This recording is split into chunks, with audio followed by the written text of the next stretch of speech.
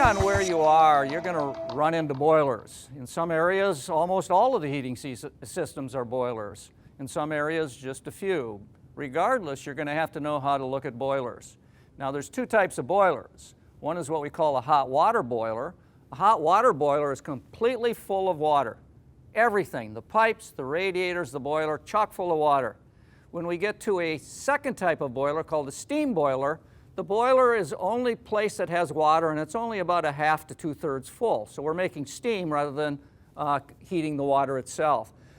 Looking at them is going to be the same. There's a few different parts on a steam boiler. We're not going to get into that today, but on the same token, the analysis, the end of the day analysis, it says, do I have a good boiler or a bad boiler, is going to be the same, whether it be steam or hot water. So what do you do first? When you come to a boiler, there's a water supply coming to the boiler. In most municipalities, okay, there's going to need to be what's called a backflow preventer.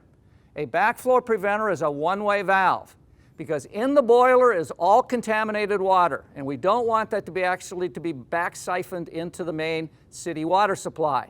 So they do require an atmospheric, the water would blow out of here if it started to backflow, so it doesn't create contamination of our water in the house. This is called a check valve. In the old boilers, we used to have this check valve in the water supply line. This is not a backflow preventer. Poor, better, best, it's better than none, but on the same token, it's not a backflow preventer. So, sanitary health from the perspective of contamination of water is important to the home inspector. But really, when you get into the boiler, what's the most important thing? When we get down in here, it has to do with just the same as you would on a furnace. It has to do with the burners, and it has to do with the condition inside called the heat exchanger. Now, that heat exchanger is a little bit different. The heat exchanger is full of water. That's what we're heating up. We're not heating up air. But the principle is still the same. All those combustion products go around that heating storage tank, and their exhaust is going to go out through your vent and flue, just like a furnace. So what makes it a little bit different is if it's in failure, you might find water on the floor. Now, usually those have been replaced by the time the home inspection comes, so it's not often we see that, but we might see crusty corrosion at the bottom of the tank, bottom of the jacket. Maybe in here you'll hear a little hissing when the flame's going, meaning that some drips are dripping on it, that there's some sort of a small leak. All are good clues, but nonetheless, let's look at the big picture a little bit harder. So, this system works off of this principle. We're going to have some sort of a circulating pump. Now, this doesn't pump water, it just creates a high pressure zone here. In the old days, we had gravity boilers. How did they work? You heated up the water, hot seeks cold at the radiators, and it would move, but it would move slowly. How could we make it move more efficiently and quicker? We put a high pressure zone by spinning this pump here, and it'll pump to the radiators a little bit quicker. So you'll probably see in most of them a pump. You don't have to have one, but if you do, that's what its purpose is. So you can listen to it, listen for noise, maybe some bearings that are scraping or something like that. The next thing you're going to want to look at is the pressure gauge. Now, there's a temperature pressure gauge on all boilers, or at least there should be.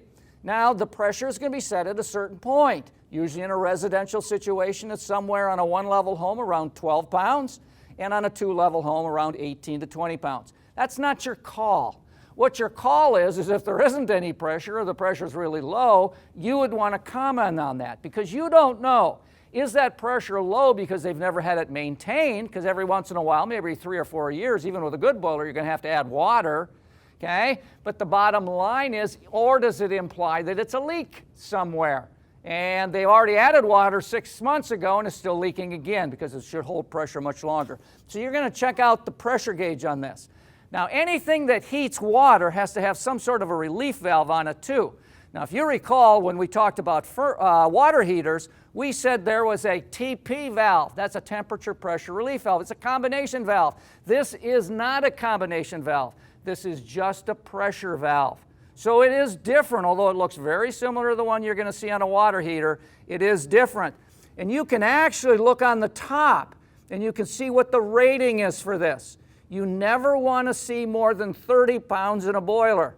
If you see 30 pounds, this relief valve is supposed to go off because the pressure is too high. So if I read 40 pounds on this pressure gauge, either I've got too much pressure, okay, or I've got a bad pressure gauge itself. Doesn't matter to us as the home inspector. We say we got a problem here. The heating contractor needs to fix it. But that's all fine and dandy, but what's really important? It's to understand that, again, when that system's heat exchanger goes bad, it needs to be replaced. So once we start to see rust on the jacket, remember that heat exchanger is the jacket on this. Once we see holes and rust on the jacket, that's a problem, because what created it was the moisture from exhaust. The exhaust now has the ability to get outside, and we can reburn it again. This is approximately a 1987 boiler. Why is it in our demonstration room and not in somebody else's house? Take a look over here. Look at all the rust. Remember that corrosion, crusty. Look at that. Look at the jacket. Look at the vent connector. What's that telling the home inspector? Well, first of all, look up. If there isn't something leaking on the furnace, like a pipe or a valve or something, where did the water come from? If it didn't come from outside, it had to come from inside. And if that's the case, I have a hole in the heat exchanger. In this particular situation, it's the takeoff of the heat exchanger that's rusted through, allowing those exhaust products to come out, rust this, and get back into my home. Now eventually they're going to get reburned. So what do I look for? I look for excessive rust on the jacket, whether it be on the sides or the top, okay? And that's telling me that that boiler needs to be replaced.